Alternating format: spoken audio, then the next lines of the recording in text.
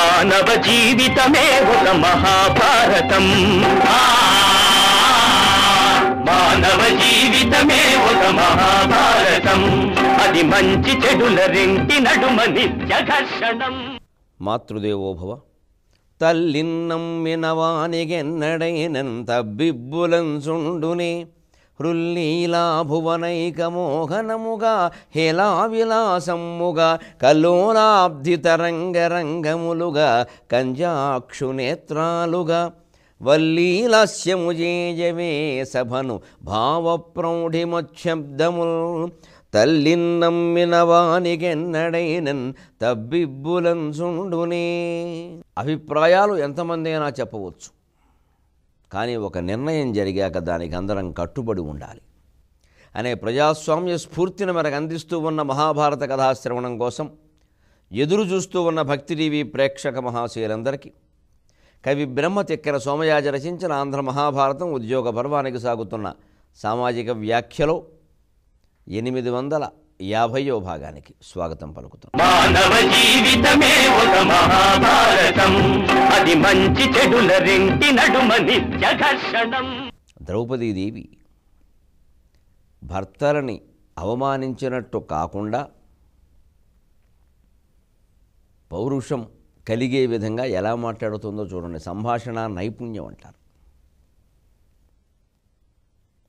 నేరుగా ఏదో అన్నట్టుగా ఉండకూడదు, కానీ వాళ్ళకి నర్మగర్భంగా తగలవలసిన చోట తగలాలి.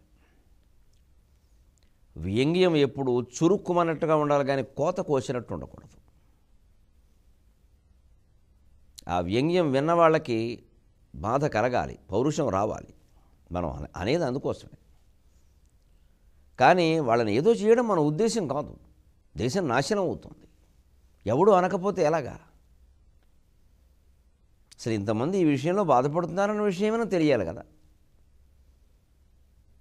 అంచేతను పాంచాలీదేవి సీత వంటి మహాసాధ్వి అయినప్పటికీ రామాయణంలో సీత కంటే భారతంలో ద్రౌపది భిన్నంగా ఎలా మాట్లాడుతుందో చూడండి. భర్తృశిఖామణులారా, పాండవ సింహములారా, ఒక్క మాట వినండి, చివరి మాట. ఇక నేను మాట్లాడాను. భారత వీరమాతయగు భాగ్యము ప్రాప్తిలు నతగారికంచు ఊరక చూచి చూడనటులుంటిమి. కన్ను తిప్పాడు ఒక్కసారి అర్జునుడు. ధర్మరాజు తల ఉంచుకున్నాడు. భీముని కళ్ళల్లో ఎర్రజీర కనపడుతోంది. ఏం మాట్లాడుతోందిరా?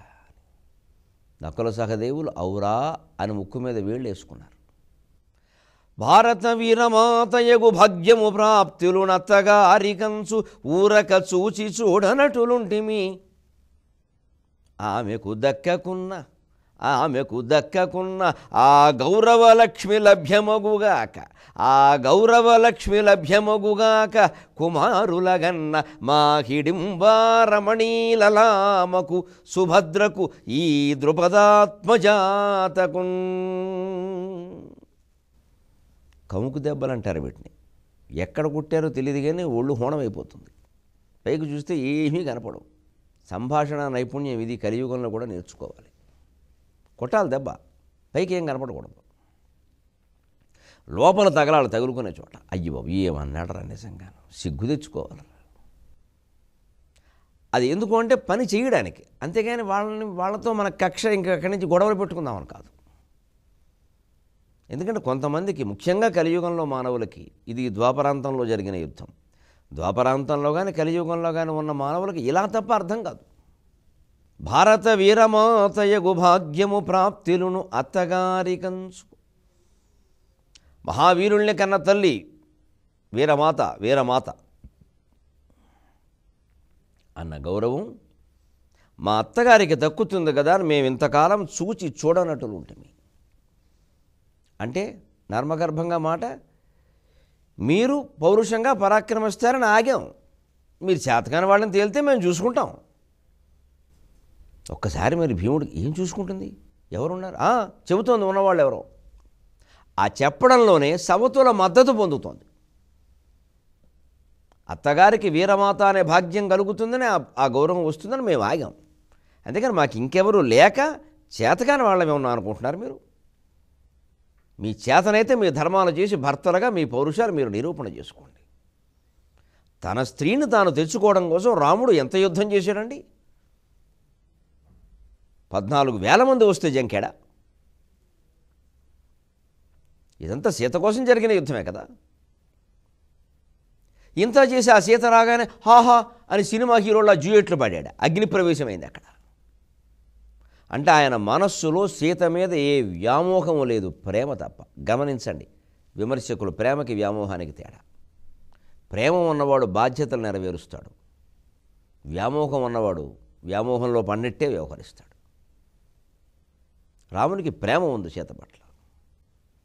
కాబట్టి ఒక రాజుగా తన బాధ్యత ఏమిటో అది చేశాడు. రేపు పొద్దున వాడు సింహాసనంలో పక్కన కూర్చోవాలి. ప్రతిదీ మనం చూస్తూనే ఉన్నాం. అలాగా అంటే మీరు ఏదో చేస్తారని ఊరుకున్నాం, మాకేం చేతకా కాదు. ఆమెకు దక్కకున్నా ఆవిడికి దక్కకపోతే ఆ గౌరవలక్ష్మి లభ్యమగుగాక. ఆ గౌరవాన్ని పొందే విధానం తెలుసు మాకు. అది దక్కించుకునే వాళ్ళం ఉన్నాం. ఎక్కడ ఎవరట? కుమారులగన్న మా హిడింబారమణీలలామకు సుభద్రకు ఈ ద్రుపదాత్మజాతకు. ఆ సన్నిధిలో సుభద్ర హిడింబ లేరు, కానీ వస్తే ద్రౌపది పాదాలకు నమస్కారం చేస్తారు వాళ్ళు. సవతులని మద్దతు కూడగట్టుకునే విధానం అంటే ఇది. రాజకీయ వ్యూహం కూడా ఒక రకంగా. ఎందుకంటే సవతుల మధ్యలో సహజంగా విభేదాలు తోడుకోడళ్ళ మధ్యలోనే ఉంటున్నాయి. అన్నదమ్ముల భార్యలు. దేహానికైనా దేశానికైనా ఇది ఒకటే ధర్మం. నిష్కర్షగా మాట్లాడతాను, మన్నించండి. అందుకే ద్రౌపది ముందు తన ఇంటి సంగతి తెలుసుకుంటుంది. ఆవిడ మీరు చేస్తారా, చేయించుకోమంటారా చెప్పండి. ఏవో ధర్మపన్నాలు చెప్పద్దు ఇక్కడ. బ్రహ్మసూత్రాల్లో ఎలా ఉంది, అద్వైతం, అవన్నీ తర్వాత విషయాలు. ముందు యుద్ధం జరిగాక అద్వైతం ఆలోచిద్దాం. కడుపు కాలి కడుపు మండి ఏడుస్తూ ఉంటే మీరు శాంతిపానాలు వల్లించకండి. ఇక్కడ గౌరవం అత్తగారికి దక్కే విధంగా మీరు 5గురు పరాక్రమిస్తారా, లేదా మా హిడింబారమణీలలామకు సుభద్రకు ఈ ద్రుపదాత్మజాతకు ఆ గౌరవలక్ష్మి లభ్యమగుగాక. ఏమి చేయలేండి కరుణశ్రీ గారిది. ఒక్క దెబ్బలో భర్తల్ని రెచ్చగొట్టింది, సవతుల మద్దతు పొందింది. ఇప్పుడు గమనించండి, ఉప పాండవులు 18 రోజుల యుద్ధంలో భీష్ముని బాణాలకి, ద్రోణుని అంపవానకి, దుర్యోధనుని గద తాకిడికి, దుశ్శాసనుని క్రౌర్యానికి, కర్ణుని శౌర్యానికి తట్టుకుని 18 రోజులు ఉప పాండవులు ఎందుకు నిలబడగలిగారు అంటే ఎటువంటి గర్భంలో పుట్టారండి? సవతుల్ని సైతం సమానంగా ప్రేమించి గౌరవించే తల్లి గర్భంలో పుట్టారు వాళ్ళు. దుర్యోధనాదులు ఎక్కడ పుట్టారు? తోడికోడలు ప్రసవించింది అనగానే గుండ్రాయ పెట్టి కడుపు పగలగొట్టుకునే ఆవిడ కడుపును వాడు పుట్టారు. గాంధారి గర్భంబునన్ కొంగు బంగారం వై కుడువంగ పుట్టిన దొరలు గాంధారి గర్భంబునన్ అన్నారు. అందుకే కరుణశ్రీ గారు ఆ గాంధారి గర్భంలో పుట్టిన వాళ్ళు అలా ఉంటారు. ద్రౌపది గర్భంలో పుట్టిన వాళ్ళు ఇలా ఉంటారు. వాడు రోజుకో 10 మంది చొప్పున చచ్చారు. 100 మంది 18 రోజుల్లో.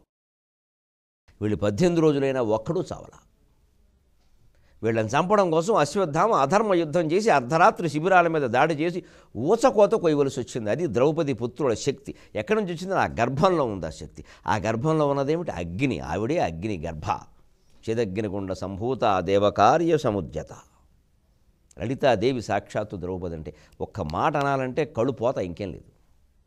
ఆవిడ గురించి ఒక్క మాట మాట్లాడే ముందు 100 ఆలోచన చేయాలి. లలితాదేవిని అంటున్నట్టే సాక్షాత్తుగా ద్రౌపదిని అంటున్నామండి.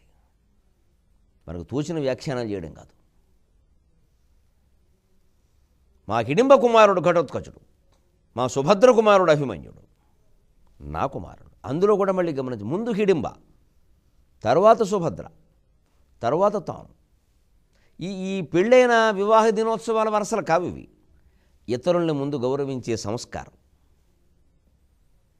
మీరు ఇప్పుడు ఆవిడ చెప్పిందంటే ఒక అబద్ధం ఉందా? ఒక ఈవిడ కొడుకులు సరే ఘటోత్కచుడు అర్జునుడు కోసం కేటాయించిన శక్తి ఆయుధాన్ని వాడి మీద ప్రయోగించబట్టి చచ్చాడు, కానీ నిజంగానే లేత వాడే వేసేవాడు మొత్తం సైన్యాన్ని. వాడి కోసం అలంబుసుడు అనేవాడిని ఒకడు లాక్కు రావాల్సి వచ్చింది. కౌరవపక్షం వాడు చచ్చాడు వాడి చేతిలో. చివరికి ఎప్పుడో అర్జునుడి మీద మేద్దామని ఓ పెద్ద గర్వంగా దాచిపెట్టుకుని మహాధైర్యంగా ఉన్న కర్ణుడి ధైర్యం నీరుగారే విధంగా ఆ శక్తి ప్రయోగిస్తే కానీ ఘటోత్కచుడు చావరా. నిజంగా సాధించేవాడే, ఆవిడేం తప్పు చెప్పాల. ఇక అభిమన్యుడు అసలు అలాంటి వీరుడు లేనేలేడు. యుద్ధ నియమాలు ఏమాత్రం ఉల్లంఘించకుండా చివరి క్షణం వరకు పోరాడిన భారత వీరుడు అభిమన్యుడు. భారత వీరుడని పేరు పెట్టి కర్ణుడి మీద పద్యాలు రాశారు. పొరపాటు. భారత వీరుడు అభిమన్యుడు, కర్ణుడు కాదు. కర్ణుడు దొంగ యుద్ధాలు చాలా చేశాడు. మనకి దుర్మార్గ పక్షం వాళ్ళు ఉందానని హీరోలు చేయడం కొంతమంది లక్షణం, అది పొరపాటు. కర్ణుడు ఎప్పుడు దొంగ వీరుడు తప్ప భారత వీరుడు కాదు. అభిమన్యుడినే గెలవలేక దొంగ యుద్ధాలు చేశాడు. ఆయన వీరుడంటే అలాగా. కర్ణుడు వీరత్వం ఏమిటో ఇదివరకు చూసా, ఇక ముందు ముందు ఇంకా చూస్తాం. అసలు గ్రంథాల్లో ఉన్నది పక్కనెట్టేస్తే అలాగా. భారత వీరుడు అభిమన్యుడు. ఉపపాండవుల పరాక్రమం వాళ్ళ గురించి పెద్దగా ఏమో మాట్లాడరు ఎవరు కూడా. అసలు నకుల సహదేవులే మాట్లాడరు, వీళ్ళు అంతకంటే అన్యాయం అయిపోయారు. కానీ ధర్మరాజు కుమారుడైనటువంటి ప్రతివింజుడు, శృతసోముడు, శృతసేనుడు, శృతకీర్తి, శతానీకుడు, ఐదుగురు కుమారులైన 18 రోజులు భీష్మద్రోణ కృపాది ధన్వినకరాభీలానికి, దుర్యోధన గ్రీష్మాదిత్యపటు ప్రతాప విసరా కీర్ణానికి, శస్త్రాస్త్రజాలోష్మస్ఫార చతుర్విధోజ్వల బలాత్యుగ్రత్వానికి తట్టుకొని బతికిన మహావీరుడు 5 కూడా. నిజంగా ఆవిడన్న దాంట్లో ఒక్క మాట అనౌచిత్యం లేదు. నేటి బాలలే రేపటి పౌరుడు.